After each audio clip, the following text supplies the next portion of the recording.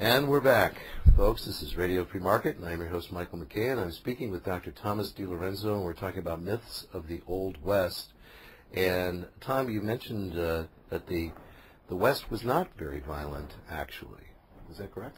That's right. There's a lot of research now by academics that shows that the civil society in the so-called Wild West was not so wild at all, and it was relatively peaceful, certainly much more peaceful than American cities today.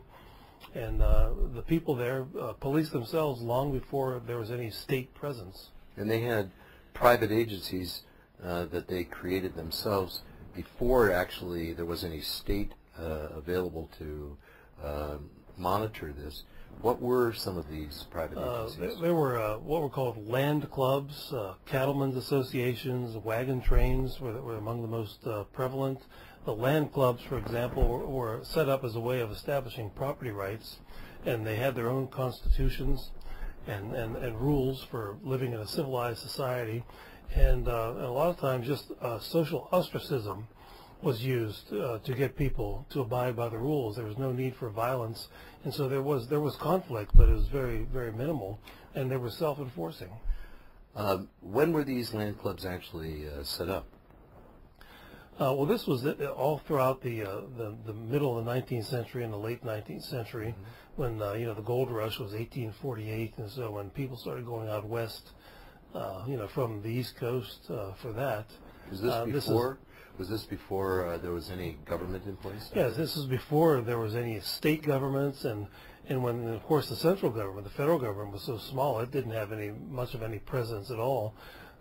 Even up at the time of the Civil War, when the Civil War broke out, there were just really a few Indian forts out west, which was, in Missouri and places like that, and so there was really no governmental presence at all. And these people essentially set up their own governments, just sort of like how homeowners associations today set up their own rules and regulations for living in a civilized way with your neighbors. Americans have always done that.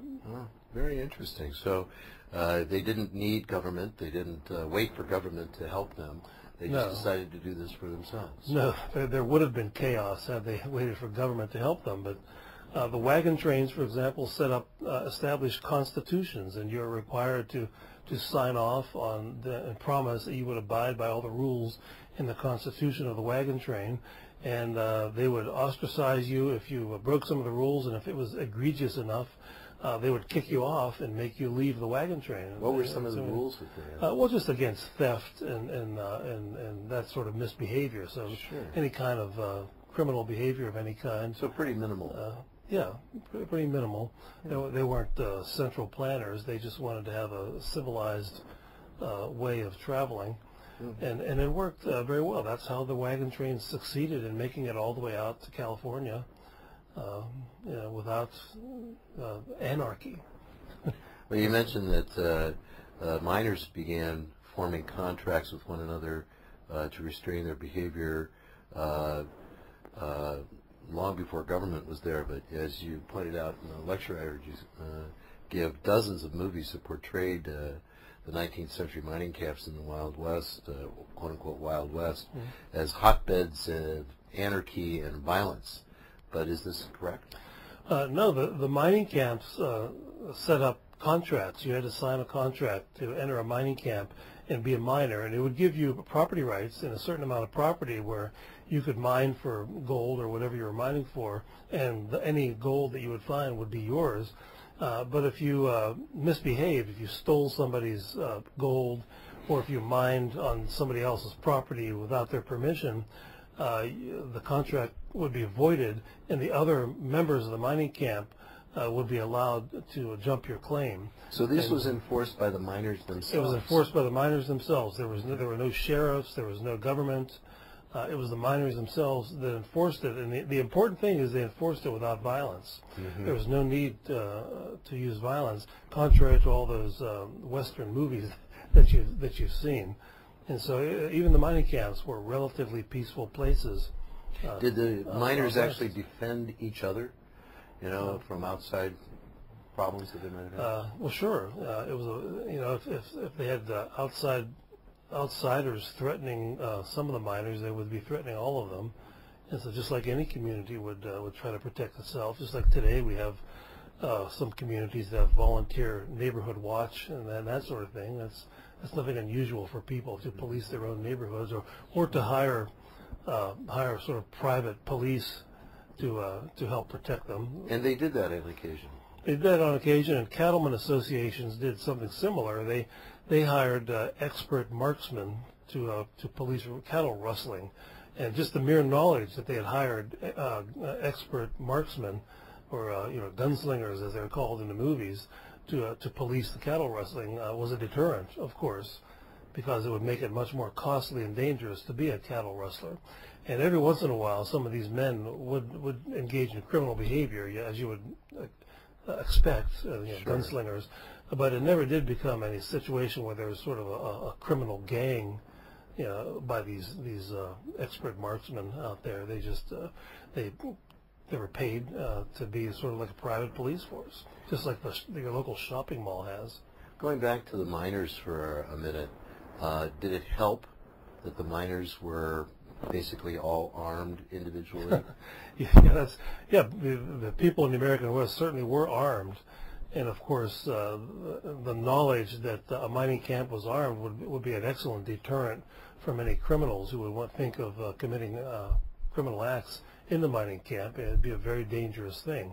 So gun ownership certainly was a deterrent to violence in the mining camps. I want to jump back to this point that you also just made about the Cattlemen's Association hiring these private snipers, basically, and that some of them, of course, drifted off into life of crime, but they never created large-scale criminal organizations. I think I heard you say. Right.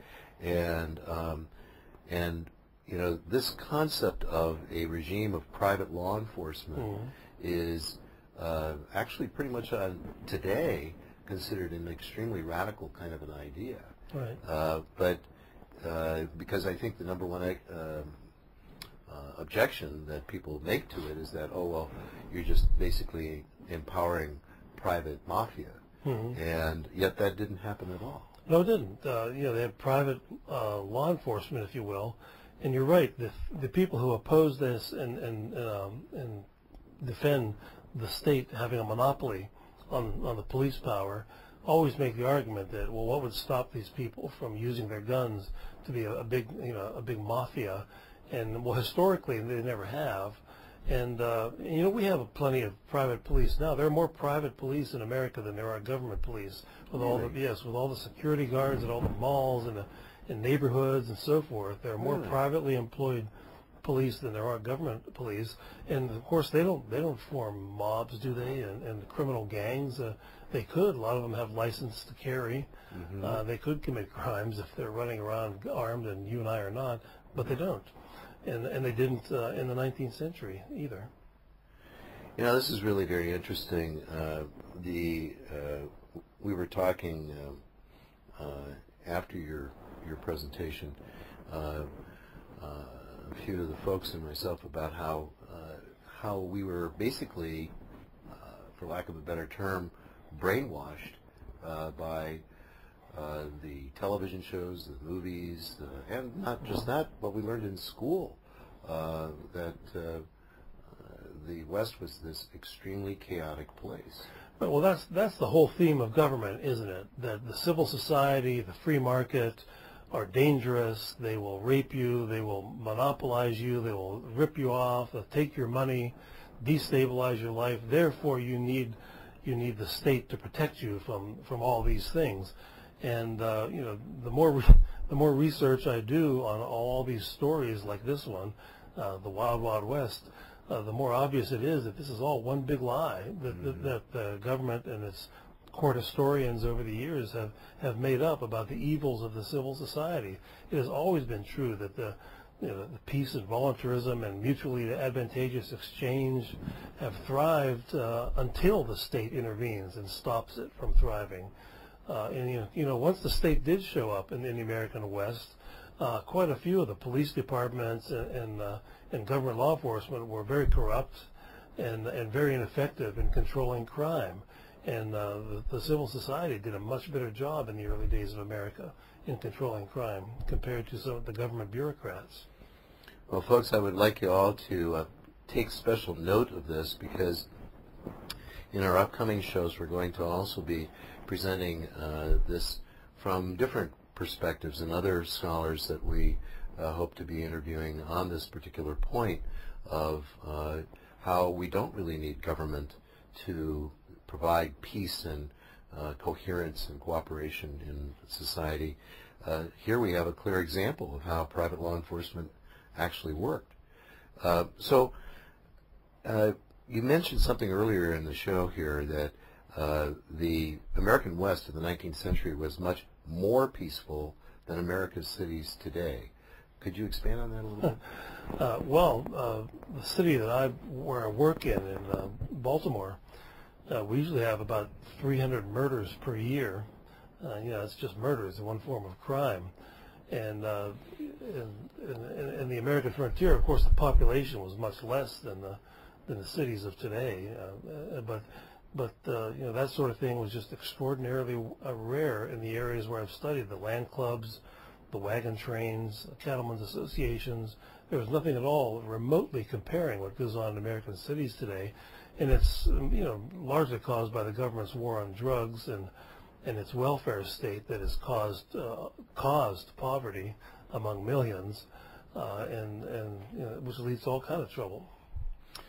Well, we're going to come back after the break, folks, and we're going to expand this conversation with Tom DiLorenzo on the real violence in the American West. So stay with us. This is Radio Free Market. Michael McKay, your host. We'll be back right after the break. Stay with us.